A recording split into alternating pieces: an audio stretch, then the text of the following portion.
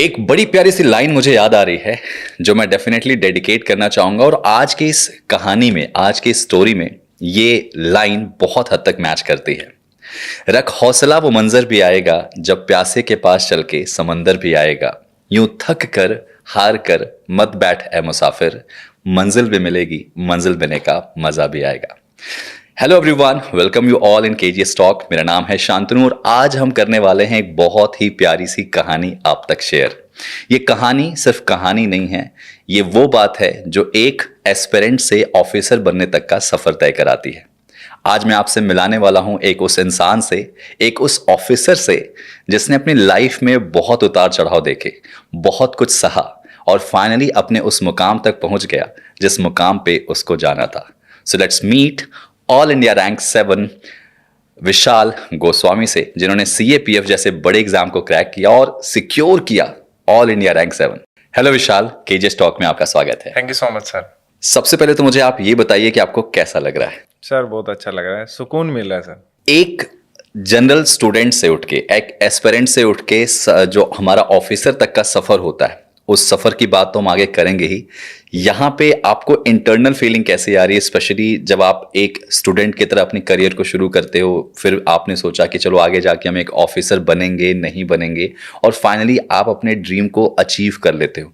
ये फीलिंग कैसी लगती है आपको एग्जैक्टली? मुझे ये जानना है। सर मैं इसके बारे में केवल ये कहना चाहूँगा कि मुझे शुरू से ही यकीन था कि मेरा नंबर आ जाएगा एंड अच्छी रैंक भी आएगी जहाँ तक है। तो केवल मुझे अपने अंदर एक फीलिंग जो है वो महसूस हो रही है, जो कि सुकून की फीलिंग है, वही मैं ये कहना चाहूँगा। तो मतलब आपने कहा कि आपको अच्छी रैंक मिल जाएगी और आपने बहुत अच्छी रैंक यहाँ पे कैटर करी है, ऑल इंडिया रैंक 7, मतलब पूरे भारत में आप 7वें नंबर पे, एक बहुत बड़ी अचीवमेंट है। अच्छा, एक चीज मैं आपसे यहाँ जानना चाहूंगा। जाहिर सी बात है किसी भी एस्पिरेंट के लिए सबसे इमोशनल मोमेंट होता है जब उसका रिजल्ट आता है। आपका रिजल्ट आया था तो आप कहाँ पे थे उस समय और आपका क्या रिएक्शन था वहां पे? सर मैं लाइब्रेरी में बैठा हुआ था एंड जब इसका रिजल्ट आया तो मैं चेक करने लगा तो PDF जो है डाउनलोड नहीं हो रही थी। तब मैं ग्रुप पे मैसेज कर रहा था कि PDF डाउनलोड नहीं हो रही है। तो फिर वो डाउनलोड हो गई, तो फिर मैंने उसमें नाम सर्च किया तो उसमें जब ऊपर ही नाम मिला तो अलग ही खुशी थी सर। हार्ट बीट बढ़ी होगी डेफिनेटली? नहीं सर, काफ़ी वेट करना पड़ा रिजल्ट के लिए, तो हार्ट बीट नहीं बढ़ी। अच्छा, मतलब आप नर्व्स आपके उस समय कंट्रोल में थे? Yes sir. ओके। अच्छा, एक चीज मैं यहाँ पे पूछना चाहूंगा, बताना चाहूंगा। खैर ये जर्नी हम अभी आपके साथ काफी अच्छे से शेयर करेंगे और आपकी सारी इस पूरी जर्नी को हम बहुत अच्छे से यहाँ पे जिएंगे। हमारे जो भी यहाँ पे स्टूडेंट्स इस पॉडकास्ट को आप देख रहे हैं, इस पॉडकास्ट को आप बहुत अच्छे से फील कीजिएगा, क्योंकि एक एस्पिरेंट से ऑफिसर तक का जो सफ़र होता है वो एक ऑफिसर ही बता सकता है। तो इस जर्नी में मैं विशाल आपसे एक बहुत ही अच्छी चीज़ जानना चाहूँगा कि ये जर्नी तो हम शुरू करने वाले हैं। आपका मुझे शुरू से पूरा अपना एक इंट्रोडक्शन मैं चाहूँगा। आपका पूरा क्या बैकग्राउंड रहा है, आपके घर में कौन है, आपने कैसे मोटिवेशन मिला कि नहीं मुझे भाई इसी फील्ड में जाना है, और डिफेंस में इतनी बड़ी अच्छी रैंक पे आप जा चुके हैं और आगे भी आप शायद ग्रो ही करेंगे, शायद क्या आप बहुत अच्छे मुकाम तक जाएंगे। तो मैं जानना चाहूँगा कि आपका जो बैकग्राउंड रहा है, लाइक आप कहाँ से आते हैं, आपके घर में कौन है, आपके पिताजी क्या करते हैं, और आपको ये मोटिवेशन कहाँ से मिला? Yes sir. तो सबसे पहले तो मैं बागपत डिस्ट्रिक्ट से आता हूँ एंड बागपत डिस्ट्रिक्ट में एक छोटा सा टाउन है बड़ौत, तो मैं वहाँ पर पैदा हुआ हूँ, वहीं पर पला बड़ा हूँ। एंड शुरू में मेरी जो स्कूलिंग थी वो हिंदी मीडियम से हुई थी 6th क्लास तक। उसके बाद मुझे इंग्लिश मीडियम में डाल दिया गया एंड मेरी इंग्लिश की परफॉर्मेंस के कारण मुझे काफ़ी संघर्ष करना पड़ा, लेकिन बाद में चलकर मुझे जो मेरे दोस्त हैं, मेरी फैमिली है, उन्होंने काफ़ी सपोर्ट किया। उनकी मदद से मेरे 12th में अच्छे मार्क्स आए एंड मेरा ग्रेजुएशन में दिल्ली यूनिवर्सिटी में हंसराज कॉलेज में एडमिशन हुआ एंड वहाँ से मैंने ग्रेजुएशन में मास्टर्स की उसके बाद।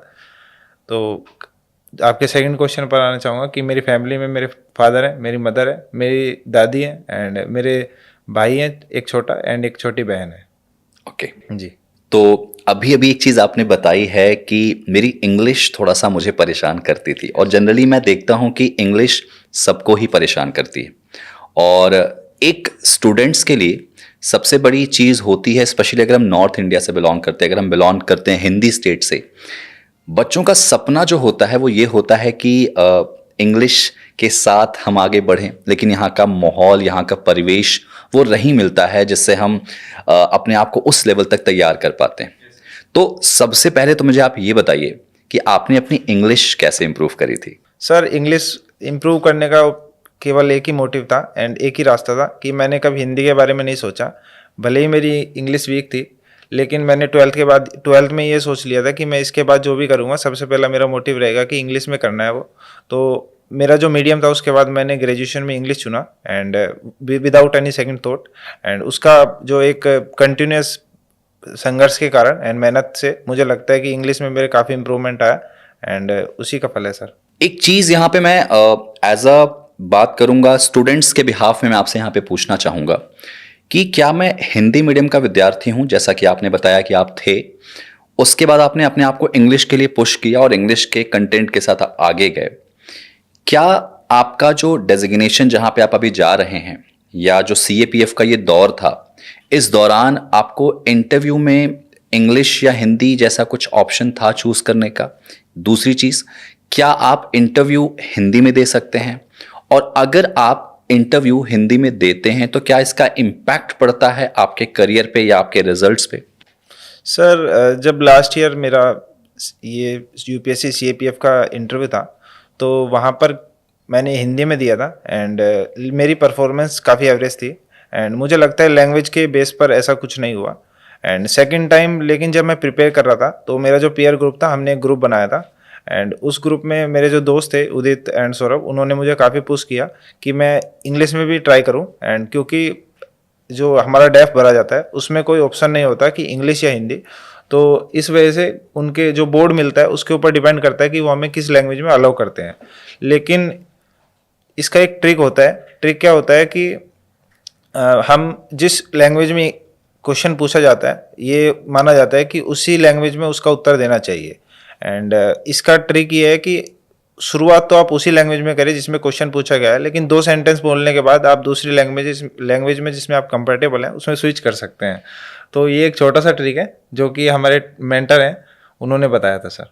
ये ट्रिक क्या, ये तो पूरा स्मार्ट वर्क सर आपने बता दिया। और ये चीज़ मेरे ख्याल से हमारी उस जनता को, हमारे उस कैंडिडेट्स को जो आने वाले टाइम पे CAPF में अपना सपना देख रहे हैं, भाई ये ट्रिक अपना लीजिएगा आप लोग कि भाई अगर आपको जो पता है कि हमें इस चीज़ में कमांड है, अगर आप हिंदी में बहुत अच्छा यहाँ पे कर सकते हैं परफॉर्म, आपसे इंग्लिश में अगर क्वेश्चन पूछा जाए तो आप उसको रिस्पॉन्स करने के साथ कुछ चीज़ें यहाँ पे हिंदी में रिस्पॉन्स कर दे, तो मेरे ख्याल से बोर्ड जो है वो समझ जाता है, वो समझ जाता है। बोर्ड आपको हेल्प करता है कि नहीं भाई आप इसमें कम। यस सर एंड क्या होता है कि जब हम इतने बड़े लेवल पर पहुंच जाते हैं तो फर्क नहीं पड़ता है, उन्हें पता ही नहीं चलता कि वो इंग्लिश में बात करें हिंदी में। तो एक नेचुरल प्रोसेस है कि जिस लैंग्वेज में क्वेश्चन पूछा जाता है अब वो बंदा उसी लैंग्वेज में रिप्लाई करता है। तो आपने बिना किसी संघर्ष के, बिना किसी रिस्क लिए आपने अपनी कंफर्टेबल लैंग्वेज में अपनी आप ड्राइव कर लिया इंटरव्यू से, उसका इम्पैक्ट भी पड़ता है कि आपकी पर्सनालिटी खिल के आती है। बिल्कुल। विशाल, एक क्वेश्चन मेरा और भी था। आपने अभी इस पूरे कॉन्वर्सेशन में एक बड़ी प्यारी सी बात कही थी कि आपका एक ग्रुप था, इस ग्रुप ने आपको बहुत हेल्प करी। मैं उस पर आऊँ उसके पहले मैं एक छोटी सी चीज़ और जानना चाहूँगा कि आपको चैलेंजेस क्या है और उस चैलेंजेस के दौरान आप अपने आप को स्टिक कैसे रखे, वहाँ पे आपके ग्रुप का क्या रोल था आपकी सफलता में? सर अलग अलग जो स्टेजेस हैं उस पर अलग अलग चैलेंजेस आते हैं। फॉर एग्जांपल जब इसका फिजिकल टेस्ट था तो मेरी एंकल टूट गई थी एंड जो फिजिकल टेस्ट से पहले दिन तो क्या हुआ, तो मैं कंफर्टेबल नहीं था बिल्कुल भी, मुझे चला भी नहीं जा रहा था, लेकिन मैंने पेन किलर खा के मैं कूद गया था सर। तो ये एक मुझे लगता है कि जो हमारी जो मेंटल स्ट्रेंथ है उसका काफ़ी इंपॉर्टेंट रोल रहता है। सेकेंडली सर इंटरव्यू स्टेज पे मैं काफ़ी शुरू से ही कंफर्टेबल नहीं था, जैसा कि मैं आपको बता रहा था कि मैं पहले भी जो इसका इंटरव्यू था उसकी फाइनल मिनट में रह चुका था, लेकिन मेरा जो पीयर ग्रुप था उसने मुझे काफ़ी इम्प्रूव करने के लिए फीडबैक दिया, मेरे साथ मेहनत की, तो उसका एक अहम रोल रहा था। एंड इसके अलावा सर डिसिप्लिन एक काफ़ी इंपॉर्टेंट रोल प्ले करता है।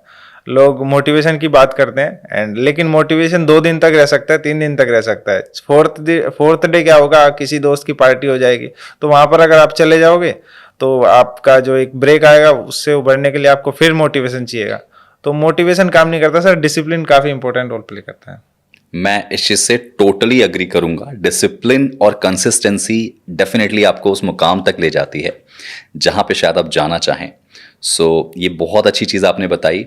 और एक चीज़ जो मैंने नोटिस करी है ना, कि दोस्तों का जो ग्रुप होता है, वो ग्रुप आपको सच में बहुत आगे भी ले जा सकता है, बहुत पीछे भी ले जा सकता है। कंपनी बहुत मैटर करती है, संगत बहुत मैटर करती है। And yes, you are fortunate कि आपके पास वो हीरे थे जिन्होंने आपको पुश करा। तो डेफिनेटली हमारी जो टीम है उनको भी बहुत सारा यहाँ पे थैंक यू बोलती है कि आप शायद इस मुकाम पे आज हैं, तो उनका भी एक बहुत बड़ा रोल है। अभी ना जब मैं आपसे बात करा तो आपने एक और बात मुझे बताई, और डेफिनेटली आपकी बातों से ही मुझे बड़ी सारी चीज़ें, क्यूरियोसिटी बन रही है, मैं आपसे चीज़ें पूछ रहा हूँ। आपने कहा कि फिजिकल जब यहाँ पे हुआ था तो आपकी एंकल के साथ इश्यूज हो गए थे वहाँ पे, फिर भी आपने पेन किलर लिया और उसके बाद आगे की तरफ गए। क्या डिफरेंस होता है अगर हम एक इतने बड़े एग्जाम के लिए जाते हैं जिसको यूपीएससी कंडक्ट करा रहा, और इतनी बड़ी पोस्ट पे आप जाते हैं आने वाले दौर में, फिजिकल एक्टिविटी के साथ साथ हमको अपनी मेंटल और सबसे ज़रूरी है रिटन की जो प्रिपरेशन होती है, आपने कैसे इसको मैनेज किया? आप किस तरीके से इन चीज़ों को आप आगे की तरफ ले गए थे? सर एक्चुअली मैं बागपत डिस्ट्रिक्ट से आता हूँ एंड वहाँ पर फिजिकल एक्टिविटी के रिगार्डिंग एक करेज टाइप है। तो वहाँ पर फिजिकल एक्टिविटी करने के लिए कोई मोटिवेशन नहीं चाहिए होता, तो वो एक इनबिल्ड होता है एंड वो बचपन से ही था। तो शुरू से ही मैं जिम वगैरह जाता रहता था, ग्राउंड में भी जाता रहता था, तो इसलिए मुझे फिजिकल एक्टिविटी करने के लिए कोई खासा मेहनत नहीं करनी पड़ी। सेकेंडली, मैं जो रिटर्न एग्ज़ाम था उसे भी इजीली क्वालिफाई कर लिया क्योंकि मैं शुरू से ही मेहनत करता था एंड इसी कारण मेरा आज सिलेक्शन हो पाया सर। अच्छा, एक बड़ी अच्छी चीज़ यहाँ पे मुझे याद आ रही है, मुझे जब मैं बचपन में था, और जाहिर सी बात है जब हम कुछ अचीव करते थे तो शायद इस पूरे दुनिया में एक इंसान है जो आपको सबसे ज़्यादा मोटिवेशन देता है और सबसे ज़्यादा खुश होता है आपकी खुशी में, और तकलीफ़ भी उसे उतनी होती है अगर आप किसी फेलियर में जाते हैं, शायद वो उस चीज़ को जाहिर नहीं होने देता। उस इंसान का नाम है पिता।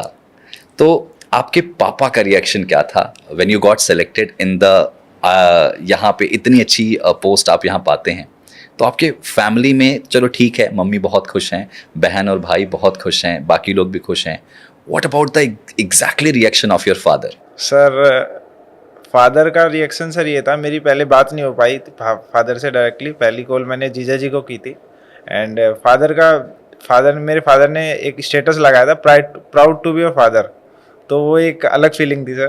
तो बस यही था, उसके बाद मैंने कॉल किया, बताया उन्हें, तो बहुत अच्छा लगा सर। मतलब मेरे तो गूज़बम्स आ रहे हैं अभी भी। मतलब मैं इमेजिन कर रहा हूँ कि सच में वो फीलिंग कितनी अमेजिंग होगी एक पिता के लिए। वो स्टेटस जो आप बता रहे हैं कि पिता ने आपके लगाया था, वो सिर्फ स्टेटस नहीं था, डेफिनेटली वो एक बहुत बड़ा मोटिवेशन था उनके लिए, और एक बहुत बड़ी पेशेंस की जीत थी। जब जाहिर सी बात है हमारे बच्चे कुछ बहुत अच्छा करते हैं तो एक पिता के लिए शायद सबसे बेहतरीन मोमेंट उनकी लाइफ का वही होता है। सो डेफिनेटली एक अच्छे पुत्र होने का कर्तव्य तो आपने निभाया है, और डेफिनेटली आप आने वाले दौर में हमारे देश को भी बहुत अच्छे से सर्व करेंगे। अच्छा, वर्दी कितना इंस्पायर करती है आपको? क्या आपने कभी सोचा, बचपन से आपके दिमाग में था कि मुझे वर्दी ही पहनना है? क्योंकि करियर तो बहुत ऑप्शंस होते हैं, जॉब तो बहुत सारी हैं, तो कितना इंस्पायर करता है आपको वर्दी यहाँ पे? सर वर्दी का काफ़ी इंपॉर्टेंट रोल है। मेरे दादाजी मुझे शुरू से ही ऑफिसर बनाना चाहते थे एंड वो मुझे वर्दी में देखना चाहते थे, तो मैंने आज, वो नहीं रहे लेकिन मैंने आज उनका सपना साकार किया एंड वर्दी का सर काफ़ी इंपॉर्टेंट रोल है। तो उसके प्रति जो एक मोटिवेशन है, जो एक फीलिंग आती है सर बेल्ट की नौकरी की, जो एक, तो वो अलग होती है एंड उसके जो हमारी जो अपब्रिंगिंग है उसका काफ़ी इंपॉर्टेंट रोल होता है। आपने कभी ऐसा महसूस किया कि आप बचपन में सड़कों पे खेल रहे हैं, कुछ कर रहे हैं, कहीं जा रहे हैं, और वहीं से आर्मी का एक ट्रक जा रहा हो जिसमें बहुत सारे हमारे फौजी भाई हों, या फिर कहीं आपने कुछ ऐसा देखा जिसको देखने के बाद आपके दिमाग में आया कि यार ये चीज़ अगर मेरे साथ होती तो कितना अच्छा होता? कभी ऐसा फीलिंग आपके दिमाग में आई थी क्या? सर मेरे फादर जो है वो एनसीसी डिपार्टमेंट में है, तो वहाँ पर काफ़ी सोल्जर्स हैं, वो आर्मी की विंग है, तो मैं वहाँ पर जाता रहता था फादर के साथ। तो वहाँ से मुझे एक मोटिवेशन भी मिला एंड मेरा रेगुलर इंटरेक्शन रहता था जो सोल्जर्स हैं, ऑफिसर्स हैं, उनके साथ, तो उसका एक इम्पोर्टेंट रोल है। एंड वहाँ पर एक ना चाहते हुए भी एक रेगुलर कनेक्शन से एक रेस्पेक्ट जो है वो बनती है, तो उस रेस्पेक्ट के कारण मोटिवेशन आता है सर। सीरियसली मतलब मुझे तो ऐसा लगता है कि सोल्जर्स के लिए रिस्पेक्ट तो एक अलग ही लेवल पे हमारे देश में है और वो होनी भी चाहिए क्योंकि वो डिजर्व करते हैं। अब एक बड़ी अच्छी चीज़ यहाँ पे देखिए, Vishal as a aspirant and Vishal as an officer, क्या चेंजेस महसूस करते हैं अपने अंदर? क्योंकि मैंने एक चीज़ तो बड़ी अच्छी फील की है, इससे पहले जब मैंने आपको देखा आपके चेहरे पे मैंने एक सुकून सा महसूस किया। और जाहिर सी बात है कि जब हम कुछ अचीव करते हैं तो एक कंफर्ट होता है हमारे साथ, एक सुकून होता है, इवन हम कुछ करेंगे तो भी उसमें बड़ा मज़ा आता है। तो क्या डिफरेंसेस हैं विशाल एज एस्पिरेंट और विशाल एज एन ऑफिसर? सर मुझे जो आपने जो नोटिस किया, बस मुझे भी वही लगता है कि जो सुकून है वही केवल चेंज हुआ है, बाकी विशाल तो वैसा का वैसा ही है। डेफिनेटली ये जर्नी जाहिर सी बात है इतनी आसान नहीं रही होगी, आपने उतार चढ़ाव बहुत देखे होंगे और ये नेचर ही है कि आप सबको सब कुछ मिल जाए तो शायद वो भगवान हो जाए। जाहिर सी बात है आपने इस माइलस्टोन को अचीव किया, तो इस माइलस्टोन को अचीव करने से पहले का जो सफ़र है, अक्सर यहाँ बातें होती हैं सक्सेस की, जो सफल हो जाते हैं उनके बारे में तो बहुत बातें होती हैं।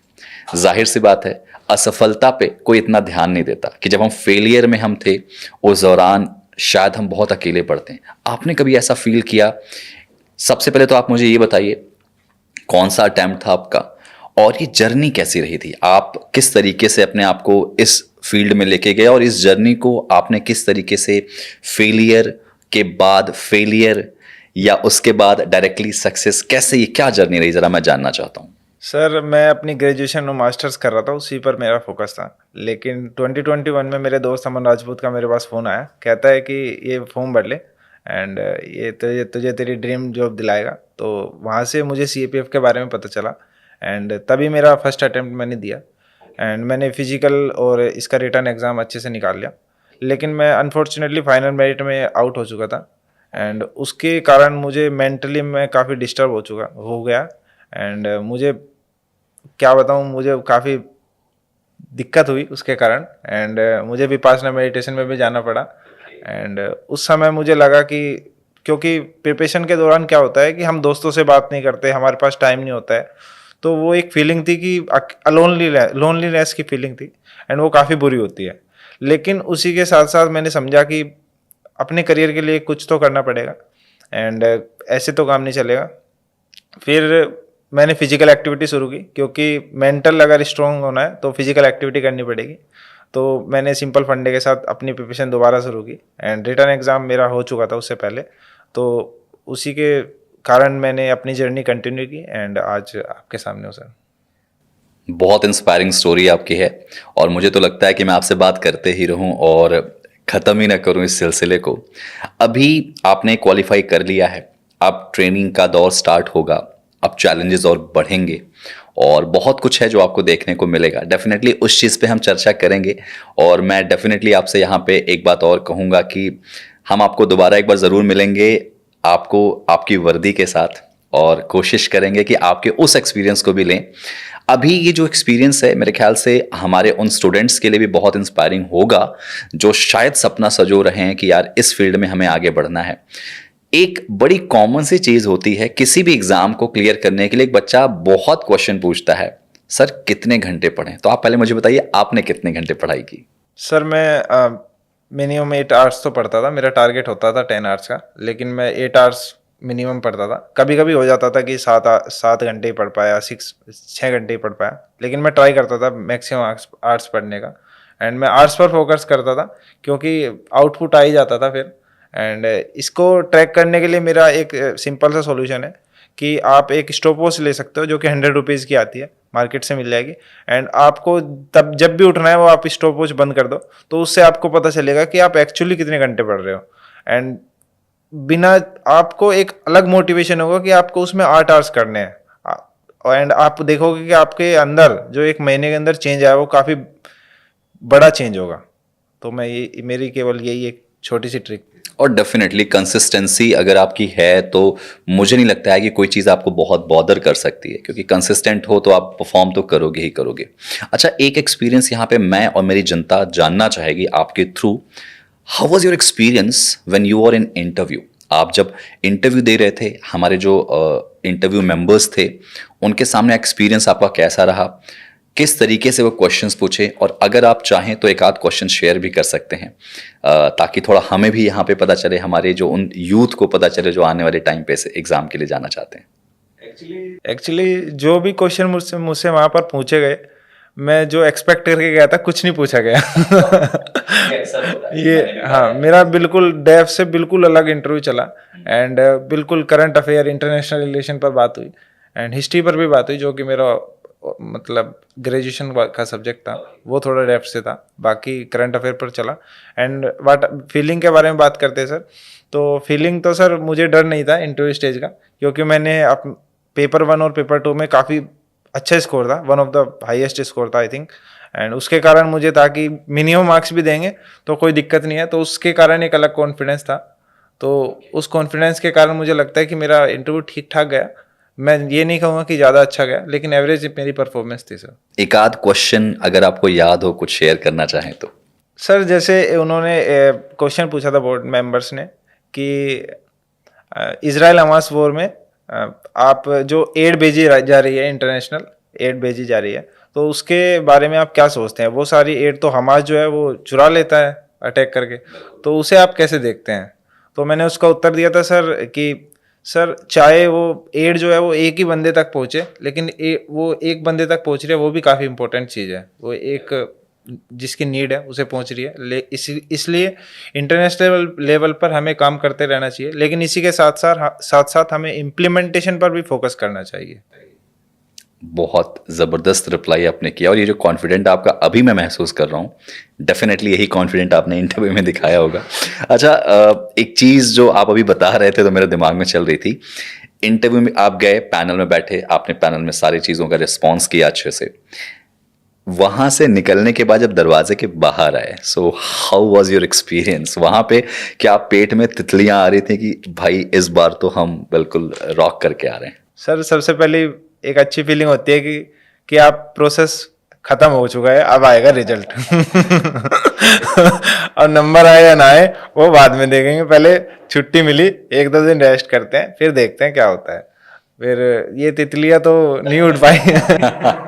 नहीं, आई एम टोटली अग्रीड। जाहिर सी बात है, अगर आपका देखो प्रीलिम्स अच्छा जाता है, मेंस अच्छा जाता है, और फिर वो लास्ट स्टेज, कई बच्चे तो घबरा के वो स्टेज बिगाड़ देते हैं, और कुछ लोग होते हैं जो इंटरव्यू को बहुत ही अच्छे से करते हैं और बहुत लाइटली लेते हैं, और फिर जाहिर सी बात है वहाँ से आने के बाद काफ़ी हद तक हमको ये नॉलेज हो जाता है कि यार इस बार क्या होने वाला है। लेकिन जिस पॉजिटिव एटीट्यूड के साथ आप अभी रिस्पॉन्स कर रहे हो, आई एम डैम श्योर आप बिल्कुल कंफर्म थे, और शायद इसी वजह से आपने ऑल इंडिया रैंक 7 सिक्योर करी है। एक ये चीज़ तो मैंने बहुत अच्छे से सीखी है। अब मैं थोड़ा सा विशाल गोस्वामी एज एन ऑफिसर बात नहीं करूँगा, विशाल गोस्वामी एज एन एस्पिरेंट बात नहीं करूँगा। थोड़ा सा मैं जानना चाहूँगा विशाल को एज अ पर्सन, आपकी कुछ हॉबीज रही हैं क्या? आप अपनी हॉबीज को किस हद तक लेते हैं अपने करियर के रिगार्डिंग? सर मेरी सबसे बड़ी हॉबी है कि मैं मूवीज बहुत ज़्यादा देखता हूँ। एंड इतनी ज़्यादा देखता हूँ कि मुझे नहीं लगता कि मेरे आसपास के लोगों ने इतनी देखी होंगी। एंड तो उसका एक स्ट्रेस जो रिलीवर है वो उसका एक अहम रोल है। एंड उसके अलावा मैं कोई मेरी ज़्यादा है हॉबी नहीं है। अब चूंकि जैसे अभी आप जिस फील्ड में हो इसमें फिजिकल एक्टिविटी का बहुत बड़ा रोल रहता है, तो क्या आपकी कोई ऐसी हॉबी जो इन चीज़ों से जुड़ी हो? सर मैं फिजिकल एक्टिविटी को सर ऐसे हॉबी नहीं लेता, वो तो डिसिप्लिन का पार्ट है ना। अच्छा, ओके, मतलब आप मूवीज बहुत देखते थे। अच्छा, ड्यूरिंग प्रिपरेशन मूवीज देखते थे कि इसमें भी मतलब? यस सर, मैं कल भी मूवी देख के आया हूँ। अब तो खैर आप ऑफिसर बन चुके हैं। मैं अगर बात करूं, आप प्रिपरेशन जब कर रहे थे, स्पेशली इंटरव्यू का टाइम हो या मेंस का टाइम हो या प्रीलिम्स का ही टाइम हो, क्या उस दौरान अपनी हॉबी को आप बीच में लाते थे? सर मैं हमेशा मूवी देखता हूँ। उसका इम्पैक्ट? वीक में 5 मूवी जरूर देखता हूँ सर। हो मतलब उसका इम्पैक्ट क्या हमारी पर्सनल लाइफ पे पड़ता है? लाइक क्या हम स्ट्रेस रिलीव कर पाते हैं उस दौरान इस चीज से? यस सर, मैं ये कहना चाहूँगा कि मूवीज़ भी मैं मोटिवेशन वाली भी देखता हूँ, एंड जैसे बॉर्डर मूवी हुई तो वहाँ से भी मेरा एक मोटिवेशनल जो है वो भी मेरी एक इंस्पिरेशन है। जैसे भगत सिंह पर मूवी है, तो वो काफ़ी इम्पोर्टेंट रोल है वो, तो वो भी देखता था। मतलब आपकी हॉबी का डेफिनेटली असर तो पड़ता है। और प्रिपरेशन के दौरान मैंने पाया है कि स्टूडेंट्स अपनी हॉबीज़ को भूल जाते हैं। ज़रूर आप इसको फॉलो कीजिए, एक बहुत बड़ा पॉइंट है यहाँ पे कि कहीं ना कहीं हॉबी आपको आपके स्ट्रेस रिलीज में बहुत हेल्प करती है। और कोई भी चीज़ अगर आप स्ट्रेस में करते हैं तो शायद उसके कंप्लीट होने के चांसेस बहुत कम हो जाते हैं। तो मेरे ख्याल से हॉबीज़ को आप इंजॉय कीजिए। सो आगे बढ़ें, उसके पहले मैं यहाँ पे एक छोटी सी चीज़ पूछना चाहूँगा कि फिर मेरे दिमाग में तो क्वेश्चन बहुत सारे आ रहे हैं कि मैं आपसे क्या क्या पूछ लूं, क्योंकि एक एस्पिरेंट टू ऑफिसर तक का सफ़र जो होता है वो बहुत नॉर्मल नहीं होता, बहुत आम नहीं होता, बहुत खास होता है और बहुत उतार चढ़ाव होते हैं। एग्ज़ाम के, चाहे कोई भी एग्ज़ाम ले लें, आप प्रीलिम्स ले लें, मेंस ले लें या इंटरव्यू ही ले लें, एक हफ्ते पहले आपका जो जो आपका रूटीन रहता है वो क्या रहता है? ठीक एक हफ्ते पहले आप उस लास्ट एक हफ्ते में क्या कुछ अलग करते हैं, कुछ अलग पढ़ने की कोशिश करते हैं, या जो आपने पढ़ा था उसको रिवाइज करते हैं? क्या रूटीन रहता है आपका? सर मेरे फादर बोलते हैं मुझे कि अगर तुमने पूरी साल मेहनत की है तो एक दो दिन से कुछ नहीं हो सकता, एंड एक दो दिन आप एंजॉय करो। तो पेपर से पहले दिन तो मैं ज़रूर खेलता हूँ, क्रिकेट खेलता हूँ या फिर कोई भी मतलब दोस्तों से मिलता हूँ, एंड उससे जो 4-5 दिन पहले की बात है तो वहाँ पर मैं अपना पूरा जो सिलेबस है वो रिवाइज करता हूँ, जो मैंने शॉर्ट नोट वगैरह बनाए हैं। तो इसी पर मेरा फोकस रहता है सर। बहुत अच्छा लगा विशाल आपकी जर्नी को आपसे ही सुन के, और डेफिनेटली हमारे जो व्यूअर्स हैं, जो हमें देख रहे हैं, सुन रहे हैं, उनको भी एक बहुत ही अच्छा मोटिवेशन मिला होगा। और मोटिवेशन से ज़्यादा वो सारे आंसर्स मिल चुके होंगे कि प्रिपरेशन के दौरान किस तरीके से अपने आप को मोटिवेट रखना है, किस तरीके से हमको अपनी जर्नी को आगे ले जाना है, और सबसे इम्पॉर्टेंट, ना हारने वाला जज्बा यहाँ पे मौजूद रखना है। सो इस पूरी कहानी को, खैर इस कहानी का तो अंत नहीं है, ये कहानी तो और आगे बढ़ेगी। और डेफिनेटली मैंने आपसे कहा है कि विशाल को हम वर्दी में भी देखेंगे। इसी पॉडकास्ट में आपके सामने विशाल अपने उन एक्सपीरियंसेस को भी शेयर करेंगे हमारे साथ। और सबसे पहले तो बहुत बहुत धन्यवाद आपका, और हम आपके आने वाले भविष्य के लिए बहुत सारी शुभकामनाएं देते हैं कि आप जीवन में और आगे बढ़ें। और डेफिनेटली हमारे देश को आप जैसे ही होनहार लोगों की बहुत ज़रूरत भी है। जाते जाते एक अंतिम प्रश्न आपसे पूछना चाहूँगा, और ये अंतिम प्रश्न इसलिए भी इम्पॉर्टेंट हो जाता है क्योंकि सभी लोग शायद उस मुकाम तक पहुँच के वापस आ जाते हैं, वहाँ तक जाके वापस आ जाते हैं। जैसे मैं अगर आपके एग्ज़ाम की बात करूँ तो इंटरव्यू एक बहुत बड़ा पहलू होता है। आपने अपने इंटरव्यू के दौरान कैसे प्रिपरेशन करी, कहाँ से प्रिपरेशन करी, और क्या आपने मॉक इंटरव्यूज़ वगैरह भी दिए, तो उनका इम्पैक्ट क्या था? सर इंटरव्यू के लिए मैं केवल ये कहना चाहूँगा कि हम डेफ को प्रिपेयर कर सकते हैं अच्छे से एनालाइज करके, एंड उसी के साथ साथ मॉक इंटरव्यू जो है वो काफ़ी सभी देते हैं सभी जगह, एंड इस मैंने भी काफ़ी जगह दिए थे, लेकिन केजीएस में काफ़ी अच्छा पैनल था। इसलिए नहीं क्योंकि मैं आज केजीएस में बैठा हूँ, इसलिए क्योंकि मुझे वो अच्छा लगा था, एंड मैं इसलिए रिकमेंड करूँगा कि जो जिसका भी कैंडिडेट का इंटरव्यू होगा तो वो ज़रूर मॉक इंटरव्यू देने आए एंड अपना फीडबैक ले। वो काफ़ी इंपॉर्टेंट फीडबैक देते हैं, एंड उस पर काम करे तो आप भी डेफिनेटली अगली साल मेरी जगह बैठे होंगे सर। डेफिनेटली अगली साल आपकी जगह मैं देखना चाहूँगा हमारे उन नए ऑफिसर्स को। अच्छा, जो हमारा जैसे अगर हम बात करें कि पैनल था, आपने केजीएस की बात करी, तो मैं थोड़ा सा यहाँ पे एक लाइन यहाँ जोड़ूंगा। क्या ये जो पैनल था, उनके पूछे गए क्वेश्चंस थे, उनके द्वारा दिया गया फीडबैक था, उसका आपको मतलब आपके लिए कितना इम्पोर्टेंट था वो, और क्या उसका इम्पैक्ट पड़ा आपके रियल इंटरव्यू से? सर बिल्कुल हो सकता है कि क्वेश्चन वो नहीं पूछे गए, लेकिन जो एक कॉन्फिडेंस मिला, जो एक एक्सपीरियंस मिला, जो एक एक्सपोजर मिला उसी तरह का, तो उसका एक अहम रोल होता है, एंड उसके लिए मैं थैंक यू करना चाहूँगा केजीएस ग्रुप का सर। और हमारी पूरी केजीएस टीम आपको थैंक यू करना चाहेगी आपके भविष्य के लिए। आप ऐसे जीवन में निरंतर आगे बढ़ते रहें और देश का नाम रोशन करें। So thank you once again Vishal, यहाँ आने के लिए और अपना कीमती समय देने के लिए। Thank you so much and keep it up. Thank you so much KGS team, and जो है मेरी फीलिंग है, आप लोगों ने मुझे एक मंच दिया कि मैं उसे अपने जो भाई हैं, दोस्त हैं, उनके साथ शेयर कर सकूं एंड उन्हें मोटिवेट कर सकूं कि वो भी इस जर्नी में जुड़े, एंड आगे चल के वो भी मेरी तरह ऑफिसर बने एंड देश का नाम रोशन करे सर, और अपनी फैमिली का भी सर। तो ये तो थे Vishal Goswami, all India rank 7 CAPF जैसे बड़े एग्जाम को क्लियर किया और अपनी जर्नी शेयर की। डेफिनेटली इस जर्नी ने आपको इंस्पायर किया होगा और ऐसी बहुत सारी कहानियां हमारे साथ आप ज़रूर सुनेंगे। तो ऐसी एक और दिलचस्प स्टोरी सुनने के लिए आप हमसे जुड़े रहें और डेफिनेटली अगली बार एक नए चेहरे के साथ, एक नए ऑफिसर के साथ मैं और मेरी टीम आपको एक नए एक्सपीरियंसेस यहाँ पे शेयर करेगी। तब तक के लिए बने रहें और हाँ, जितना ज़्यादा हो सके इस पॉडकास्ट को लोगों तक पहुंचाएं, क्योंकि एक इंस्पिरेशन ही असली ज़िंदगी होती है और हमें मौका देती है कि यस, हम भी कर सकते हैं। सो thank you so much, stay tune with me and all the best.